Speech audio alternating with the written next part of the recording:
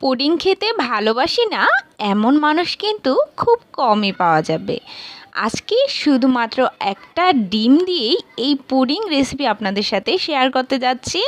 আর খুব কম উপকরণে আমার সব রেসিপিগুলো দেখতে চাইলে চ্যানেলটি সাবস্ক্রাইব করে বেল আইকনে অলে প্রেস করে রাখতে পারেন প্রতিদিনের নোটিফিকেশান, তাহলে সবার আগে আপনার কাছেই যাবে। চলুন রেসিপিটি শেয়ার করা যাক।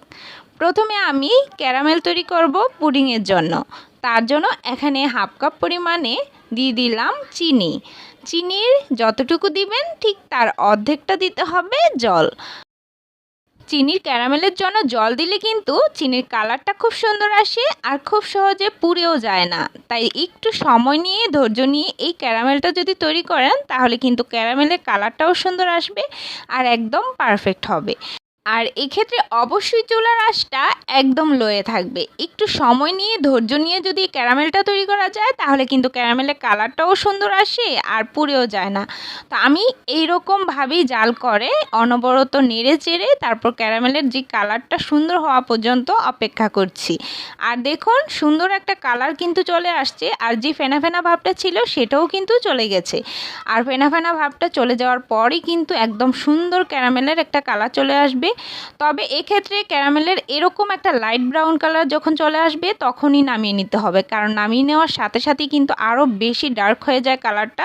তাই জলদি জলদি নামিয়ে সাথে সাথে একদম সেট করে নিতে হবে। আর ক্যারামেলটা নামানোর সাথে সাথে যে পাত্রে রাখবেন সে পাত্রেই কিন্তু ঢেলে দিতে হবে, না হলে ক্যারামেলটা একদম শুকিয়ে যাবে, বসে যাবে। তো অবশ্যই সাথে সাথে এই কাজগুলো করতে হবে। তো ক্যারামেলটা আমি যে পাত্রে পুডিং সেট করব সেই পাত্রেই নিয়ে ভালো করে ছড়িয়ে দিয়ে দিলাম। আর একটু সময়ের জন্য অপেক্ষা করব, একটা সাইডে রেখে দিব যাতে ভালোভাবে এটা শুকিয়ে যায়। এবার একটা মিক্সিং বলে আমি একটা ডিম দিয়ে দিচ্ছি। একদম নর্মাল হতে হবে ডিমটা। যদি ফ্রিজে থাকে তাহলে কিন্তু 10 থেকে 15 মিনিট আগেই ডিমটা বের করে নিতে হবে। আর এর সাথে আমি হাফ কাপ পরিমাণ দিয়ে দিচ্ছি চিনি। আর চিনির পরিমাণটা অবশ্যই আপনাদের টেস্ট অনুযায়ী দিয়ে দিবেন। তো চিনির সাথে ভালো করে ডিমটাকে ফেটিয়ে নিলাম যাতে একদম ভালোভাবে চিনিটা গলে যায়। তো আমি এবার একটা সাইডে এই মিশ্রণটা রেখে দিচ্ছি। এবার আরেকটা পাত্রে আমি নিয়ে নিচ্ছি 1.5 কাপ পরিমাণে হালকা কুসুম গরম জল।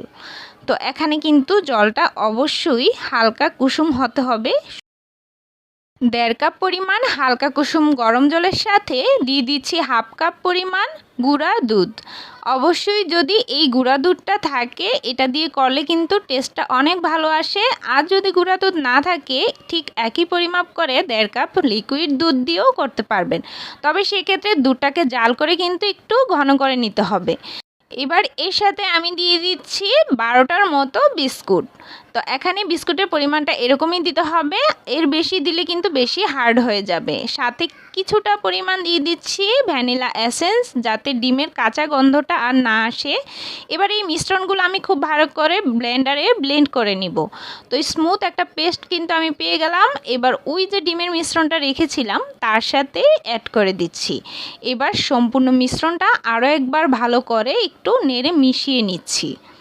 ভালোভাবে মিক্স করা হয়ে গেলে এবার আমি একটা স্টেইনার ছাঁকনির সাহায্যে ভালো করে ছেঁকে নিচ্ছি যাতে কোনো লাম্পস না থাকে। তো স্মুথ একটা ব্যাটার কিন্তু আমি পেয়ে গেলাম। এবার একটু ড্যাব ড্যাব করে দিচ্ছি যাতে কোনো বাবলস না থাকে। আপনারা চাইলে কিন্তু যে কোনো পাত্রে এটা সেট করতে পারেন। এখন যে পাত্রে আমি পুডিংটা বসাবো সে পাত্রে দিয়ে দিচ্ছি কিছুটা জল, আর তার উপর একটা স্ট্রেন দিয়ে দিচ্ছি যাতে খুব ভালোভাবে বসে থাকে। আর জলটা কিন্তু এমন হতে হবে যেন পাত্রের তলাতেই থাকে, খুব বেশি উপরে যেন জলটা না আসে, না হলে কিন্তু উপরে বেশি জল ভাপ উঠে পুডিংটা নষ্ট হয়ে যাবে। তো আমি কিন্তু জলটা একদম নিচ পর্যন্ত রেখেছি যাতে গায়ে গায়ে লেগে থাকে।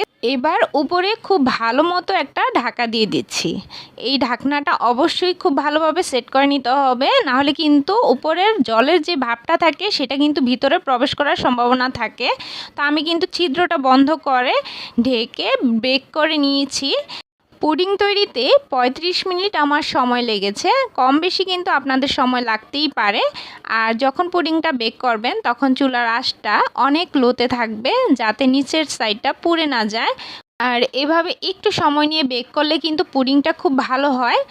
আর একটা শাসলিক কাঠির সাহায্যে দেখিয়ে দিলাম যে কতটা ফ্রেশ বের হয়েছে, মানে পুডিংটা একদম পারফেক্ট হয়ে গেছে।